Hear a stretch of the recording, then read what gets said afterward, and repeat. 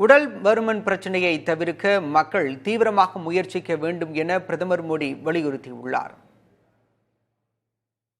மனதின் குரல் என்ற பெயரில் வானொலியில் பிரதமர் மோடி நாட்டு மக்களுக்கு உரையாற்றினார்.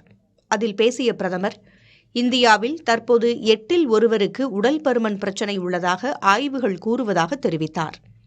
கடந்த சில ஆண்டுகளில் மட்டும் உடல் பருமன் பிரச்சினையால் பாதிக்கப்பட்டோர் எண்ணிக்கை இரட்டிப்பாகியுள்ளதாகவும் அவர் தெரிவித்தார். குறிப்பாக சிறுவர்கள் மத்தியில் உடல் பருமன் பிரச்சினை 4 மடங்கு அதிகரித்துள்ளது என்ற தகவல் மிகவும் கவலை தருவதாகவும் பிரதமர் குறிப்பிட்டார்.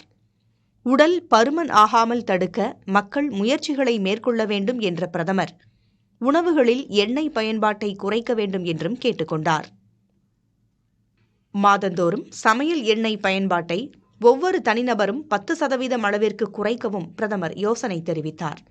இதை சவால் போல் கருதி சங்கிலி தொடர் போல அனைத்து மக்களும் எண்ணெய் பயன்பாட்டை குறைக்க வேண்டும் என்றும் அவர் வலியுறுத்தினார்.